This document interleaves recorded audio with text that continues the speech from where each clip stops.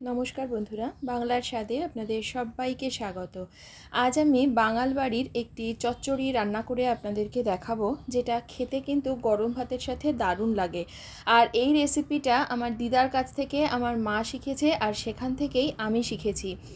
আমরা সাধারণভাবে আলু পটল বা বিভিন্ন সবজি তো খেয়েই থাকি, তবে তার খোসা দিয়েও যে এমন সুস্বাদু একটি রান্না করা যায় সেটা আপনারা না খেলে বিশ্বাসই করতে পারবেন না। চলুন তাহলে দেখে নেওয়া যাক আমার আজকের এই ভিডিওটি। খোসা চচ্চড়ির জন্য আমি এখানে কিছু উপকরণ রেডি করে নিয়েছি। প্রথমেই দেখাচ্ছি, এখানে নিয়েছি আমি আলুর খোসাগুলোকে লম্বা লম্বা সরু সরু করে কেটে জলে ভিজিয়ে রেখেছি যাতে কালো না পড়ে যায়। আর নিয়েছি আমি বেশ কিছু পটলের খোসাটাকেও একইভাবে লম্বা লম্বা টুকরো করে কেটে জল দিয়ে পরিষ্কার করে ধুয়ে জলটাকে ঝরিয়ে রেখেছি। আর এর সঙ্গে নিয়েছি একটা মাঝারি মাপের আলু ভাজার জন্য আমরা আলু যেভাবে কেটে থাকি সেভাবেই কেটে নিয়েছি। আলুটা এখানে দিয়েছি যাতে তরকারিটা একটু মুছতে পারে, তবে কারোর যদি আলু খেতে অসুবিধা হয় তাহলে না দিয়েও করতে পারেন। আলুটাকেও জলের মধ্যে ভিজিয়ে রেখেছি। আর এখানে নিয়েছি আমি বেশ কয়েকটা চিংড়ি মাছ। আমার কাছে অল্প কিছু চিংড়ি মাছ ছিল, সেটাই ব্যবহার করেছি। আপনারা চাইলে বেশি করেও দিতে পারেন, তাহলে এর টেস্ট আরও ভালো হবে। চিংড়ি মাছটাকে পরিষ্কার করে নিয়ে লবণ হলুদ মাখিয়ে রেখে দিয়েছি। এবার রান্নার শুরুতেই প্রথমেই একটা সসপ্যানের মধ্যে কিছুটা পরিমাণে জল নিয়ে তার মধ্যে আমি পটলের খোসাগুলোকে দিয়ে দিলাম। সামান্য একটু লবণ দিয়ে নেড়েচেড়ে মিশিয়ে দিয়ে গ্যাসের ফ্লেমটাকে অন করে মিডিয়াম ফ্লেমে রেখে এটাকে একটু সেদ্ধ করে নেব। আর জলটাকে এমনভাবে দেবেন যাতে করে খোসাটাও সেদ্ধ হয়ে যায় আর জলটাও যেন সম্পূর্ণভাবে শুকিয়ে যেতে পারে। খোসাটা সেদ্ধ করবার পর এবার রান্না করব। তার জন্য একটা গরম কড়াইতে বেশ কিছুটা পরিমাণে সর্ষের তেল দিয়ে তাতে হাফ চা চামচ কালো জিরে আর একটা শুকনো লঙ্কা দিয়ে ভেজে তার মধ্যে দিয়ে দিচ্ছি আমি সেই লবণ হলুদ মাখিয়ে রাখা চিংড়ি মাছগুলো। মোটামুটি 10-12 সেকেন্ডের জন্য চিংড়ি মাছগুলোকে তেলে একটু সাঁতলে নিয়ে তুলে নিচ্ছি। এর থেকে বেশি সময় চিংড়ি মাছ ভাজবেন না, তাহলে কিন্তু এগুলো একদম শক্ত হয়ে যাবে। এবার ওই তেলের মধ্যেই আমি দিয়ে দিচ্ছি একটা ছোট সাইজের কুচিয়ে নেওয়া পেঁয়াজটাকেও আমি হালকা করে একটু ভেজে নিচ্ছি, খুব বেশি কালার চেঞ্জ করছি না। পেঁয়াজটা যখন সফট হয়ে গেছে তখন আমি এর মধ্যে প্রথমে দিয়ে দিচ্ছি কেটে রাখা আলুর খোসাগুলো আর কেটে রাখা আলু, সামান্য একটু হলুদ গুঁড়ো, পরিমাণ মতন লবণ আর সামান্য একটু লঙ্কা গুঁড়ো দিয়ে সব কিছুকে একসাথে নেড়ে চেড়ে একটু ভেজে নিচ্ছি।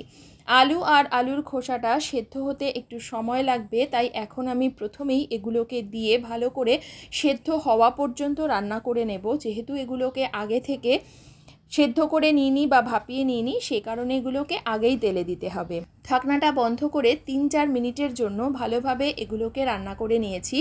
মোটামুটি এগুলো 70% মতন রান্না হয়ে গেছে। দেখতেই পাচ্ছেন আলুটা ভেঙে যাচ্ছে। এবার এই সময়ে আমি 4টে চেরা কাঁচা লঙ্কা দিয়ে দিলাম। ঝালটা নিজেদের স্বাদ অনুযায়ী এতে ব্যবহার করবেন। আমি আগেই শুকনো লঙ্কা দিয়েছি, তাই কাঁচা লঙ্কাটা বেশি দিইনি। এবারে এর মধ্যে ভাপিয়ে রাখা পটলের খোসা, ভেজে রাখা চিংড়ি মাছ আর স্বাদ ব্যালেন্সের জন্য দিয়ে দিলাম সামান্য একটু চিনি। এই সময় আমি লবণটা দিচ্ছি না, কেননা প্রত্যেকটা তরিতরকারি ভাজার সময় এবং ভাপানোর সময় লবণ দিয়েছিলাম, তাই পরে লবণটাকে আমি চেখে দেখে অ্যাডজাস্ট করব। এবারে সমস্ত কিছু তেলের মধ্যে দিয়ে খুব ভালো করে এগুলোকে একটু ভেজে নিতে হবে, কেননা পটলের খোসাগুলোকে শুধু ভাপানো আছে, এগুলোকে ভালো করে ভাজা হয়নি। ভালোভাবে সব কিছু ভাজা হয়ে গেছে। এবার এতে দিয়ে দিচ্ছি হাফ কাপ মতন গরম জল এতে খুব বেশি দেয়া যাবে না, শুধু সব কিছু যাতে মজে যায় সেরকম একটা আন্দাজ করেই জলটা দিতে হবে।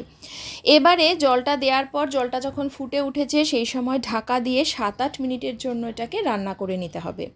7-8 মিনিট পর এখন ঢাকনাটাকে তুলে নিলাম। দেখতে পাচ্ছেন জলটা কিন্তু সম্পূর্ণভাবে শুকিয়ে গেছে, তরকারিটাও খুব ভালোভাবে মজে গেছে।